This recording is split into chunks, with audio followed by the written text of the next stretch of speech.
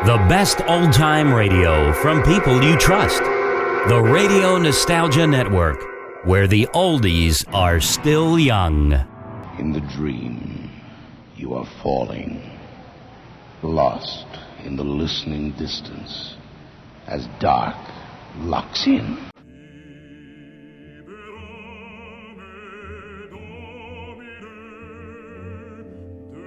Good evening. Please leave the light on. The second of our nightly vigils is to be held in the company of Count Alexis Tolstoy, cousin to the more famous Leo. He wrote this story, The Family of the Vourdalak, in St. Petersburg in the late 1830s. At the time, he was abused in the press for such morbid fantasies, which were attributed to overindulgence in opium. The Count died bankrupt of an overdose of morphine. His story, however, lives on. I will not bore you with the details of my journey, nor with the observations I made on the Hungarians and the Serbians. One day, I arrived in a small village. I found those who lived in the house where I intended to stay in a state of confusion. I was about to withdraw when a man of about 30 came up to me and shook me by the hand. Come in, stranger," he said. "Don't let yourself be put off by our sadness." He then told me about how his father, whose name was Gorsha, had got up one morning and taken down his long Turkish arquebus. "My children," he had said to his two sons, Georges and Pierre, "I'm going to the mountains to join the hunt for that brigand Ali Bek. Wait for me patiently for 10 days, and if I do not return on the 10th, arrange for a funeral mass to be said, for by then I will have been killed. But if I should return after the 10 days have passed, do not under any circumstances let me come in. Forget that I was once your father and pierce me through the heart with an aspen stake, for then I would no longer be human. I would be a cursed Vourdalak come to suck your blood." Both sons begged him to let them go in his place, but he turned his back on them and set out for the mountains. The day I arrived in the village was the very day that Gorsha had fixed for his return. Georges, the older of the two sons, was a serious and decisive man. His brother Pierre, a handsome youth, appeared to be the favourite of their sister Sedenka, who was a genuine Slavic beauty. I had not been talking with Sedenka for more than 2 minutes when I already felt for her an affection that threatened to become something deeper. We were all sitting in front of the house. Suddenly, Georges broke the silence. "Wife," he said, "at exactly what time did the old man set out?" "At 8 o'clock. I can clearly remember hearing the monastery bell." Just at that moment, I heard the sound of the bell ringing 8. We saw a human figure coming out of the darkness of the forest and approaching us. "It is he! God be praised!" cried Sedenka. The human form came closer. It was a tall, old man with a pale, stern face. He stopped and stared at his family with eyes that seemed not to see. They were dull, glazed, deep sunk in their sockets. "Well, well," he said in a dead voice. "Will no one get up to welcome me?" The family went to bed in a part of the house which was separated from my room only by a narrow partition. I overheard confused voices from the other side. "Go to sleep, wife," said Georges. "And you, Sedenka, do not worry. I will watch over you." "Brother," put in Sedenka in her sweetest voice, "there is no need to keep watch at all. Father is already asleep. He seems calm and peaceful enough." "Neither of you understands what is going on," said Georges. Soon sleep began to take possession of my senses. I thought I saw the door of my room opening slowly, and old Gorsha standing in the doorway. I felt his dead eyes trying to penetrate my deepest thoughts. With extreme care, he began to walk towards me. With a superhuman effort, I managed to wake up. There was nobody in my room, but as I looked towards the window, I could distinctly see old Gorsha's face pressed against the glass from outside. He moved away from the window and I could hear his footsteps in the neighbouring room. The child coughed, and I could make out Gorsha's voice. You are not asleep, little one?" "No, Grandpapa," replied the child, "and I would so like to talk to you." I thought I could hear Gorsha chuckle as the child got out of bed. I got up and banged my fist against the partition. "Wake up! Wake up!" I cried. Only Georges showed any sign of movement. "Where's the old man?" he murmured blearily. "Quick!" I yelled. "He's just taken away your child." Georges sprinted in the direction of the dark forest. We all assembled in front of the house, and after a few minutes of anxious waiting, we saw Georges return with his son. Gorsha himself had disappeared. The next day, I learned that the river Danube had begun to freeze over. Drift ice now blocked my route. The highway was expected to be blocked for some days. In any case, I could not think of leaving. Even if I could have left, curiosity would have held me back. Besides, the more I saw Sedenka, the more I felt I was falling in love with her. At nightfall, we had still discovered nothing about old Gorsha. When at last sleep began to confuse my thoughts, I again felt that the old man was coming towards me. I opened my eyes and saw his waxen face pressed against my window.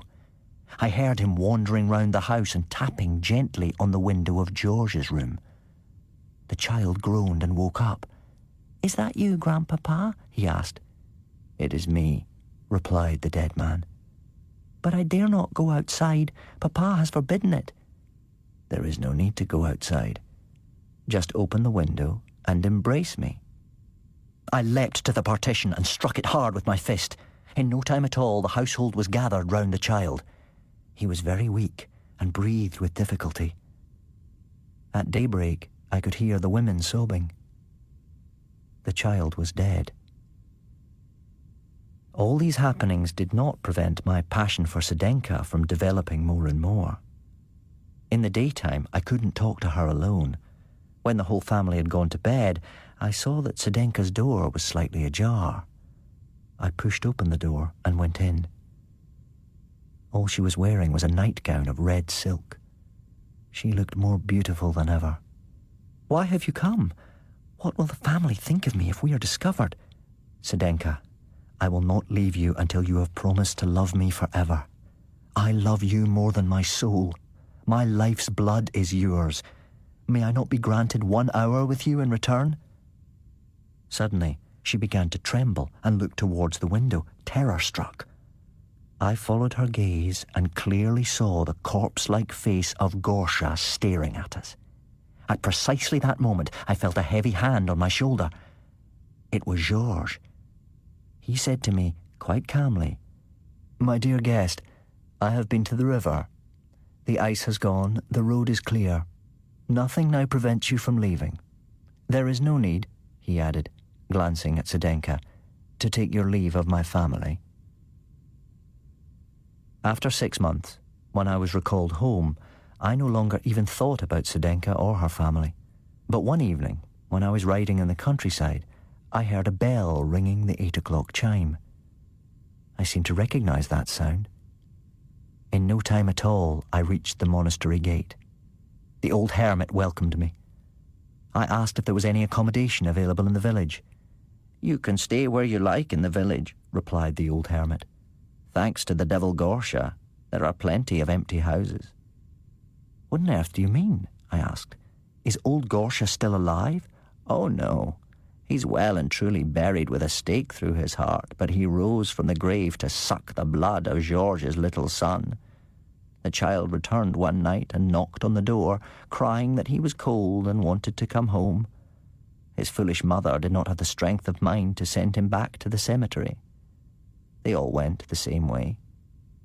"And Sedenka?" "Oh, she went mad with grief, poor child. Do not speak to me of her."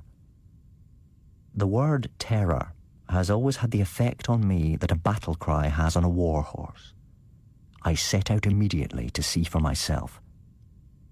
The village was deserted. I reached George's. Still no sign of life. All the rooms were empty. But Sedenka's showed signs of occupation. Some of her clothes were draped carelessly over the bed. I wrapped myself in my cloak and stretched out on her bed. Soon I was asleep. I dreamed of Sedenka as beautiful, as simple, and as loving as she had been when I first met her. I opened my eyes. There was Sedenka standing beside me. "Sedenka," I cried, sitting up. "Is it really you?" She looked so ravishing that my vague sense of foreboding turned into a strong desire to remain near her. A strange, almost sensual feeling, part fear, part excitement, filled my whole being. With her beautiful blonde hair falling loose over her shoulders, with her jewels sparkling in the moonlight, she was quite irresistible. Abandoning all restraint, I took her in my arms. Then a strange thing happened. As I held Sedenka against me, one of the points of the cross I wore around my neck stuck sharply into my chest. It affected me like a ray of light passing right through my body. Looking up at Sedenka, I saw for the first time her features, though still beautiful, were those of a corpse. That her eyes did not see, and that her smile was the distorted grimace of a decaying skull. I turned away from Sedenka to hide the horror which was written on my face. I looked out of the window and saw the satanic figure of Gorsha leaning on a bloody stake and staring at me with the eyes of a hyena. Pressed against the other window were the waxen features of Georges. "Time to make for home," I said to myself. Turning back to Sedenka, I raised my voice so that her hideous family would be sure to hear me. "I must go and see whether my horse needs feeding. I beg you to stay where you are and to wait for me to come back." I then pressed my mouth against her cold, dead lips and left the room. I found my horse in a panic. I vaulted into the saddle and dug my spurs into my horse's flanks. As I rode out of the gate, I just had time to glimpse a whole crowd gathered round the house, many of them with their faces pressed against the windows. I heard a fearful noise behind me. 1,000 discordant voices shrieked, moaned, and contended with one another. And I heard a rhythmic stamping, like a troop of foot soldiers advancing in double-quick time. I spurred on my horse. A burning fever coursed through my veins. I heard a voice behind me which cried out, "Stop! Don't leave me, dearest! I love you more than my soul! Turn back! Turn back! Your life's blood is mine!" A cold breath brushed my ear, and I sensed that Sedenka had leapt on my horse from behind. "My heart! My soul!" she cried. Twisting her arms around me, she tried to sink her teeth into my neck and to wrench me from my horse. There was a terrible struggle, but eventually I managed to grab hold of her by curling one arm around her waist and knotting the other hand in her hair. Standing bolt upright in my stirrups, I threw her to the ground. Then I became delirious. Frenzied shapes pursued me. Georges and his brother Pierre ran beside the road and tried to block my way. I looked over my shoulder and caught sight of old Gorsha, who was using his stake to propel himself forward. I do not know what happened after that. But when I regained consciousness, it was daylight, and I found myself lying near the road next to my horse. So ended a love affair, which should perhaps have cured me forever of the desire to become involved in any others. As it was, heaven did not allow things to come to that. But I still shudder at the thought that if I had given in to my enemies, I would myself have become a vampire.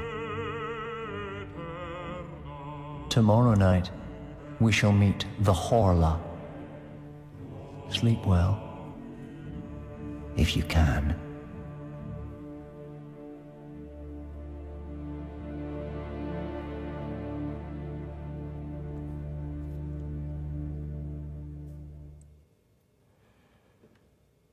David Tennant was the reader, and the stories are abridged by Robin Brooks. The programme was produced by Clive Brill for Pacificus Productions and BBC Radio 4.